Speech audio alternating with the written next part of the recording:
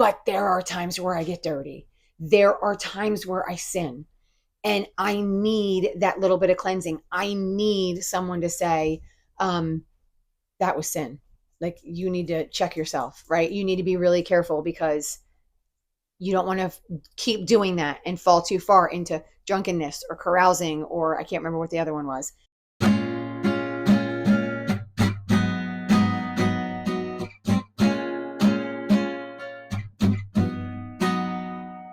Hey, and welcome. This is Bible 365, and I am your host, Kathy Carter, and I'm bringing you the Bible in 365 days. So I am using a chronological Bible reading plan, which means I'm reading all through it in a year, but like in a historical context.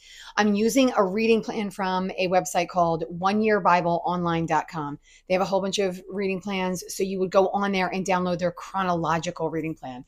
One of two ways, actually three ways. You can buy one of their chronological Bibles, or you can download a free printable reading plan, which you could just read along with your own Bible, or you can click on their everyday links, which will take you to Bible Gateway in their chronological order.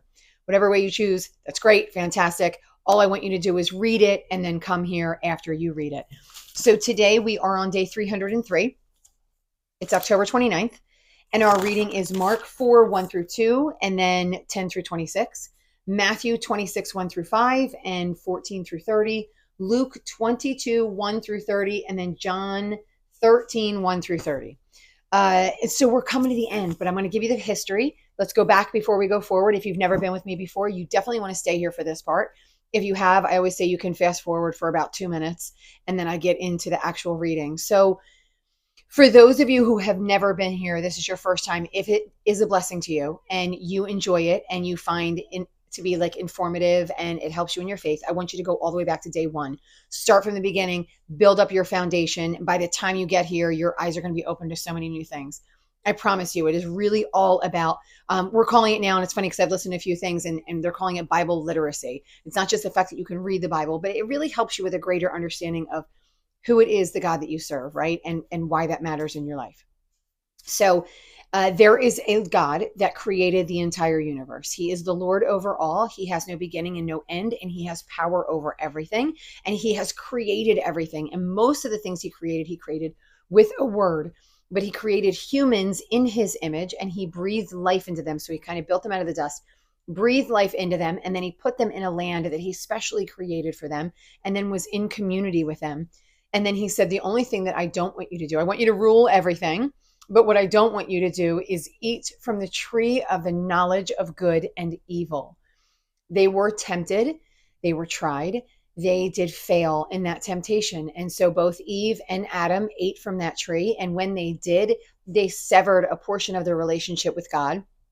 And since that time, God has been sending humans to draw people back to him. So to be in relationship with him, which is good. That's where we want to be, is in relationship with him. And then when none of the humans were able to do what God needed them to do, because they were just incapable, they were humans, and we as humans couldn't turn back. And some did and some didn't, right? Like there were times where he would draw everybody back to himself and everything would be really good for a time. And then slowly but surely they would fall away again. Well, this time he sent his son. His son was the last Messiah that he sent, the big Messiah that is going to save all of the people and all of the nations and draw anyone and everyone to the Lord. Or at least he has the ability to draw anyone and everyone to the Lord. So maybe I should reframe that. What he does creates an opening to draw everyone to the Lord.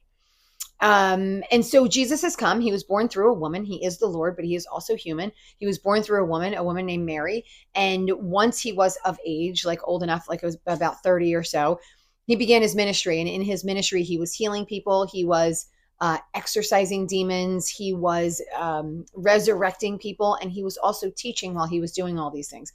He had this great wisdom that shouldn't have come from where he had come from. So he's doing this all up and down Israel for about 3 years. And now we find ourselves at the Passover. And you can start to see like things are snowballing. Pharisees are coming in and trying to get him. They're trying to trap him in something bad in order to kind of get him away from the people, because everyone is being drawn to him. And it's not just the people of Israel. It's the people of Israel as well. as outsiders, right? So now like outsiders are looking in, and he's messing with what it looks like with this delicate balance between Rome and Israel. And so here we are, and we've come to the time of the Passover, and Jesus is starting to recognize like this is the beginning of the end, so to speak. So it says, the Passover, the festival of unleavened bread, were only 2 days away. I hate this go forward again, but if you have been here, you recognize the significance of the Passover. So I'm not going to go too deep into it, but the Passover, or maybe you forget, right? So the Passover is one of the most important things that they are supposed to remember. They're supposed to remember the Passover is the time that they are supposed to remember that they were enslaved.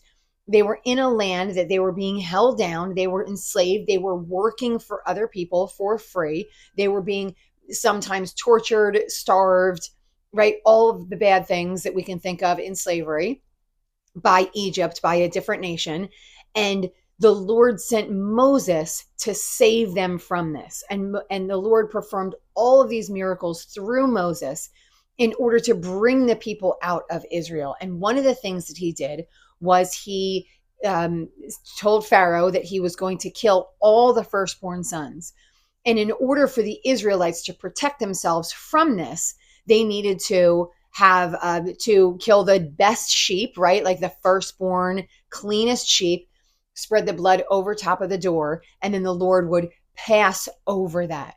And so they were supposed to, every year, they were supposed to commemorate this major event in the history of their nation. And so it's coming on that time where they're going to commemorate that event. So you can see that this is really important. It's firstborn son.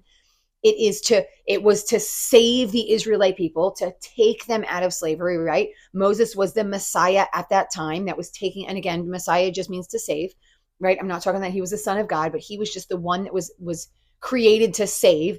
And so he brought them out of the nation of Israel through the power of the Lord.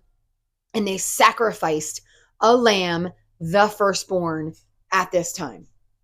So it says the Passover was coming. It was 2 days away. The chief priests and teachers of the law were scheming to arrest Jesus. So they were trying to find a way to secretly kill Jesus.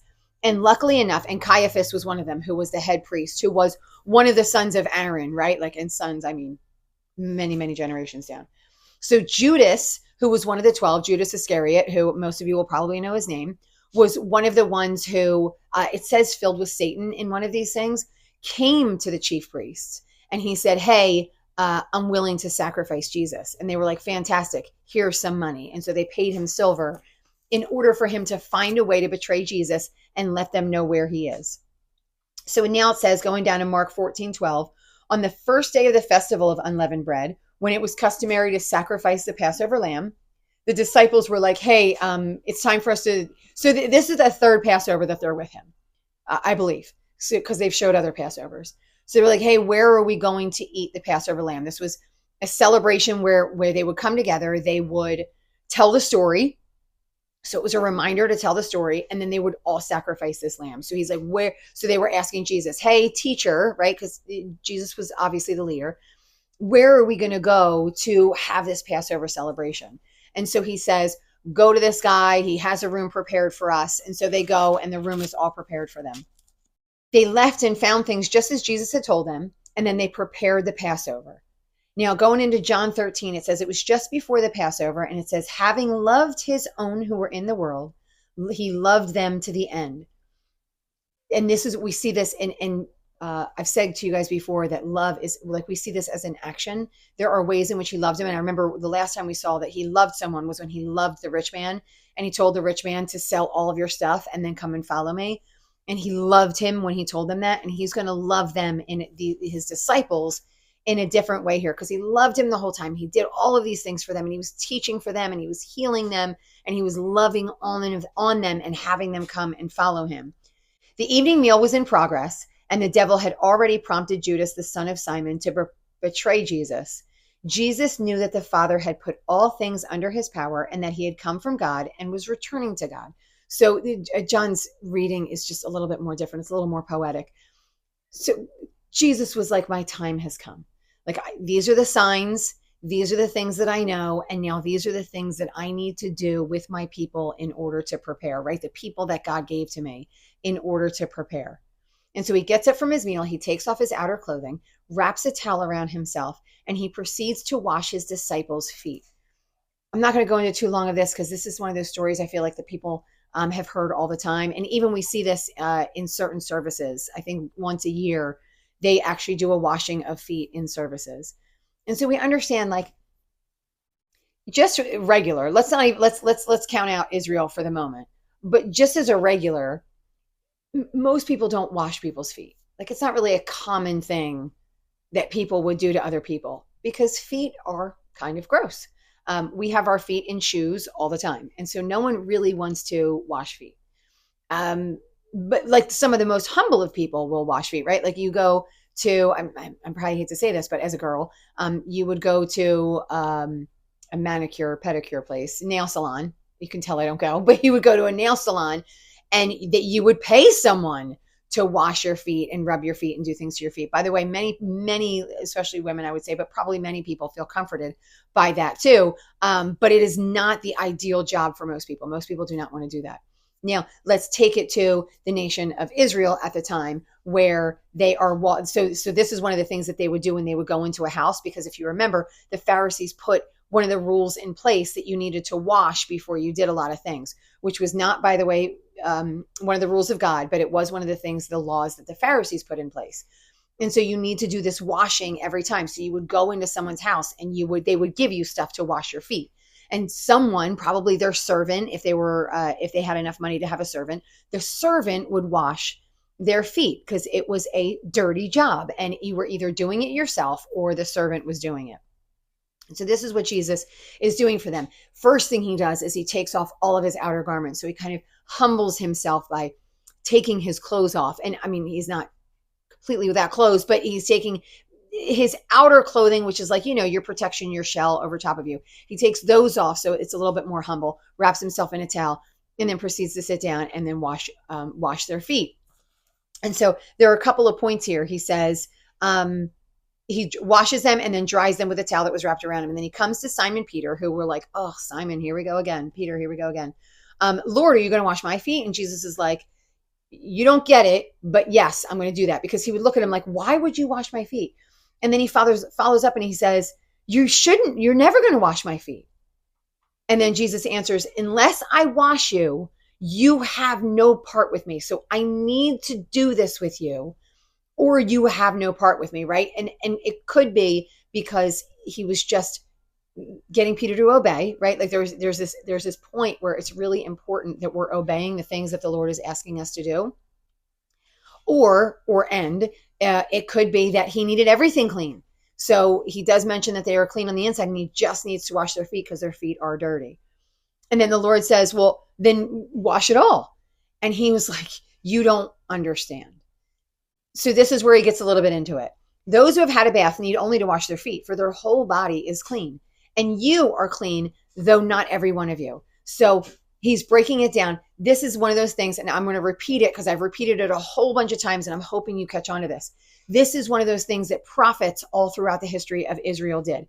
Prophets would take an action, a very literal action, and I'm going to take the Ezekiel action because it's the easiest, quickest one. He takes a pot and he shatters it into pieces in front of the temple. And he says to all the people around the temple, if you don't turn back to the Lord, this is going to happen to the nation.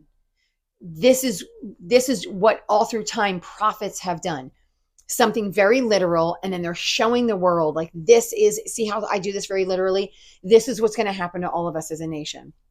And so Jesus is doing that same thing. You don't get it, right? Like you don't understand what I'm saying to you. He says, you've been cleaned. And so I'm going to say what I think by the meaning, like literally he has, right? His body wasn't dirty. Only his feet were dirty. So there's something very literal about it. Like I only need to wash your feet because you've already taken a shower. Like I don't need to do all that. But there's something metaphorical or spiritual about it as well. Peter was baptized. Everybody with them was baptized and were following Jesus. And so he says, you are clean. you are doing that baptism of repentance. You have done that and you are following me, which is why he says one person here has not done that, because he knows that Judas is not following wholeheartedly, right? Judas is not a genuine believer or follower of Jesus. He just literally follows him. So he says, but most of you are clean. It's only this small portion of you that's dirty. So only the small portion do I need to clean, because the rest of you has been cleaned. And I have an idea on what I think that means. Because again, he's doing it literal. And then I think he's going to do some other literal stuff here that I think he wants them to do. So I'm going to come back to this. So he says, when he's finished washing, he puts on his clothes and returned to his place. And he says, do you understand what I've done for you? You call me teacher and Lord. So like, you point to me, you're right, and you point to me and recognize that I'm higher and I'm above you, right? Like there's a recognition of that. And he says, but now that I have washed your feet, you should also wash one another's feet. And so I have come here and I have humbled myself, first of all, by coming down and being a human. I have humbled myself for you, and I have done a loving service for you. And now I want you to go out and do the same thing. This is not long after he said, you feed my poor, you go to my prison, you clothe the people who can't clothe themselves, you care for my widows and orphans, right? This is not long after he has said those things. So those are literal things. You need to go out and do the things. You need to make yourself uncomfortable and go out and do the things for me that I desire for you to do. But I also think where he says you've been cleansed, but there's this little portion that has to be cleansed. I feel like, and you know, please take this as you will, in all of our lives, let's just say, so myself, I'm a follower of Christ. I love the Lord. I follow the Lord. But there are times where I get dirty. There are times where I sin. And I need that little bit of cleansing. I need someone to say, that was sin. Like, you need to check yourself, right? You need to be really careful, because you don't want to keep doing that and fall too far into drunkenness or carousing, or I can't remember what the other one was, you know, gambling, whatever those things were. You need to, so like, we need to consistently be with our other brothers and sisters, keeping that little portion clean. So the rest, and you know, unclean, whatever it might be, right? You say you're a follower, but we need to keep this dirty feet area in check. I know they're going to get dirty because you're going to walk from one place to another. But let's clean it and let's work on that together as brothers and sisters. All right, and then we're going to move on here to Mark 14. Still in Mark 14. And he says, Jesus is now noting that somebody with them is going to betray him. So it says, when evening came, it says, while they were reclining at the table, he says, I'm telling you, one of the people is going to betray me, one of the people who's eating with me. Now, he says this a couple of different ways, and I'm not too sure what way to take it, because he's kind of like, whoever is eating this bread there's someone that's eating this bread that's going to betray me. And I feel like that's an easy one to understand, right? They're all sitting at the table and everyone has dipped their hand in the bread. So what I think he wants to make sure is that you recognize it's not one of the servants that's coming in and serving the food. It's not one of the people that's maybe cleaning up after us. It's one of you guys, like one of you guys that's sitting with me. That's one of you guys that's going to wind up doing the betraying. But John gets a little bit more detailed, so I want to read it. It says, Jesus answered, it's the one, John asks, hey, who is that is going to betray you?